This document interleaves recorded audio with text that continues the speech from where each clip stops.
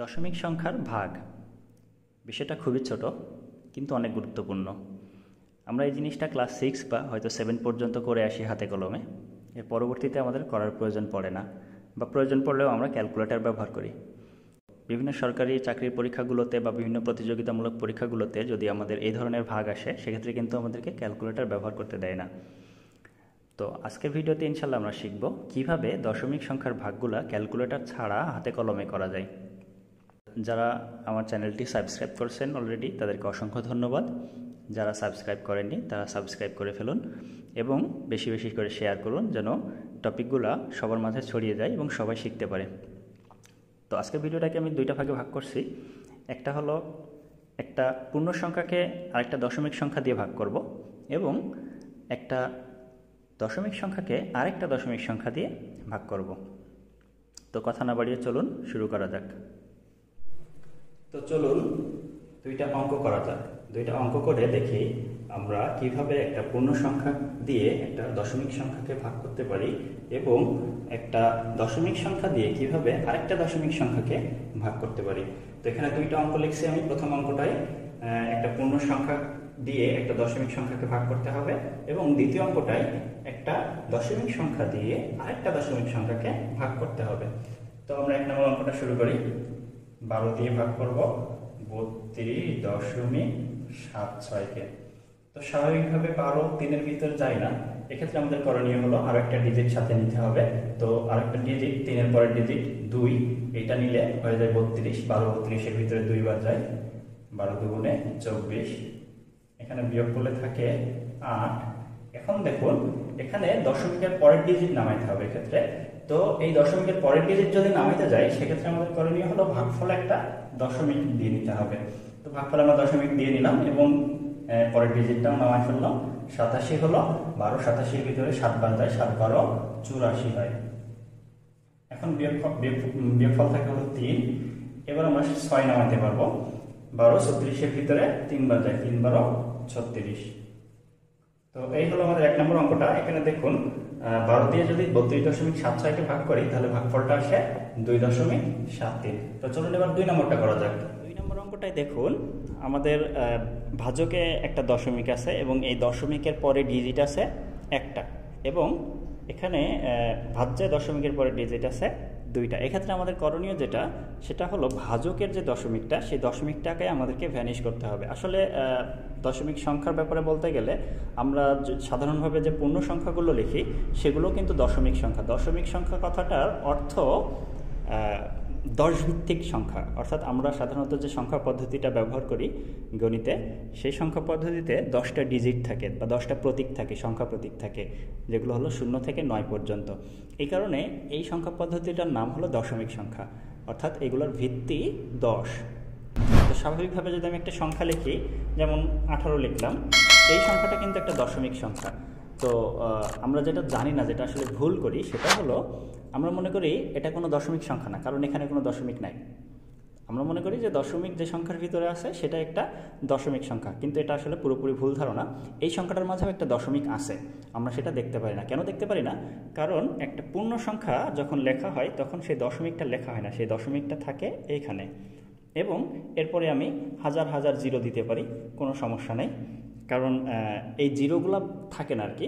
স্বাভাবিকভাবে কোনো ভাউচার বা কোনো চেক বা বিভিন্ন টাকার অঙ্ক যখন লেখা হয়, তখন কিন্তু এরকম লেখা হয় যে একটা পূর্ণ টাকা এবং তারপরে দশমিক দিয়ে 00 লেখা হয়।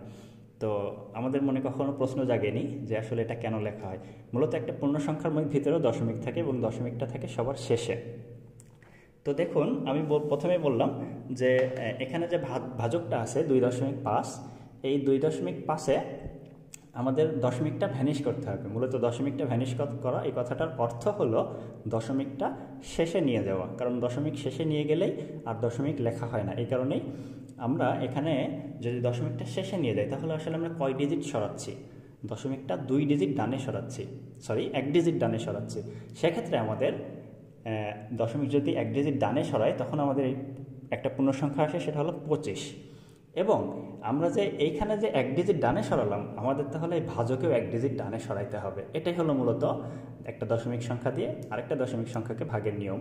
তো আমরা এখানে 2.5কে আমরা 25 লিখব এক ডিজিট সরায়ে, ডানে সরায়ে, এবং 328.64কে আমরা এক ডিজিট ডানে সরায়ে 6 এর পরে নিয়ে লিখব, তখন হয় 3286.4। এই ভাগটা যদি করতে পারি তাহলে আমরা এই ভাগটা করতে পারবো, কারণ এটার উত্তর যা আসবে এটার উত্তরও তাই আসবে। বিশ্বাস না হলে আপনারা ক্যালকুলেটরে চেষ্টা করতে পারেন। তো শুরু করা যাক ভাগটা। আমরা 25 দিয়ে 32কে ভাগ করব, কারণ 3-এর ভিতরে 25 যায় না, সুতরাং এক ডিজিট বাড়ায় নেব 32। 32-এর ভিতরে 25 একবার যায়, 25কে 25। এখানে আমাদের বিয়োগফল থাকে 7, আমরা 8 নামাবো, সেক্ষেত্রে আমাদের হচ্ছে 78, এবং 25 78-এর ভিতরে 3 বার যায়, 3 25 75। বিয়োগ করলে থাকে 3, আমরা এক ডিজিট নামাবো 6। এখন 25 36-এর ভিতরে একবার যাই, আমরা 25 36-এর ভিতরে একবার দিলে এখানে 25 হয়, বিয়োগ করলে থাকে 11। এবার আমরা যেটা করব, সেই দশমিকের পরের ডিজিট আমাদেরকে নামানো লাগবে। এখন দশমিকের পরের ডিজিট যদি নামাইতে হয়, আগের অঙ্কটাই বলছিলাম, 1 নম্বর অঙ্কটাই, যে দশমিকের পরের ডিজিট নামাইতে গেলে ভাগফল একটা দশমিক দিয়ে নিতে হবে। আমরা ভাগফল একটা দশমিক দিয়ে নিলাম। এক্ষেত্রে আমাদেরকে দশমিক দেওয়ার পরে আমরা দশমিকের পরের ডিজিট নামাইতে পারবো। এখানে হলো 114। 114কে এবার 25 দিয়ে যদি ভাগ করি তাহলে 4 বার যাই, 4 25-এ 100। এখানে বিয়োগফল থাকে 14।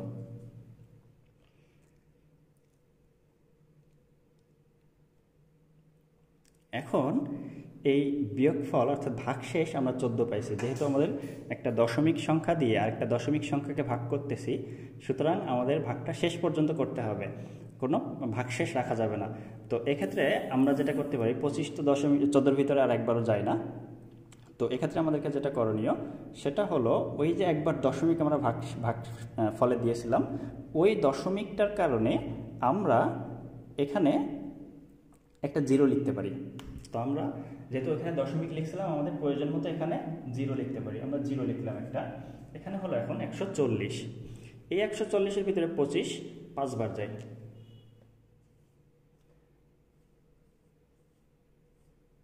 125 হয়, এবং বিয়োগ করলে থাকে 15। এখন আবারও কিন্তু আমাদের 25-15-এর ভিতরে যায় না, সেক্ষেত্রে কিন্তু আমরা আরও একটা শূন্য আমরা নিতে পারবো। এখানে হলো আমাদের এখন 150, সেক্ষেত্রে আমরা 25 150-এর ভিতরে 6 বার যাই, 6 25-এ 150।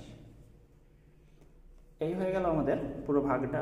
অর্থাৎ আমরা যদি 2.5 দিয়ে 328.64কে ভাগ করি, তাহলে যে উত্তরটা আসবে সেটা হলো 131.456। তো মূলত আমরা কিন্তু সরাসরি এই ভাগটা করিনি। আমরা যেটা করছিলাম সেটা হলো ভাজকের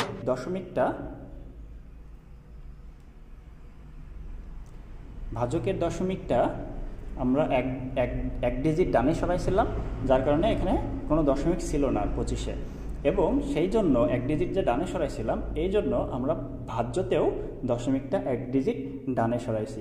এরপরে স্বাভাবিকভাবে ভাগ করে দিলেই আমাদের অঙ্কটা হয়ে যাবে। তো এই ছিল দশমিক সংখ্যার ভাগ। তো আশা করি সবাই বুঝতে পারবেন। যদি কেউ বুঝতে না পারেন তাহলে নিচে কমেন্ট করবেন, এবং আমার ফেসবুক লিঙ্ক দেওয়া থাকবে, সেখানে যোগাযোগ করতে পারেন। তো সবাই সুস্থ থাকবেন, ভালো থাকবেন। আসসালামু আলাইকুম।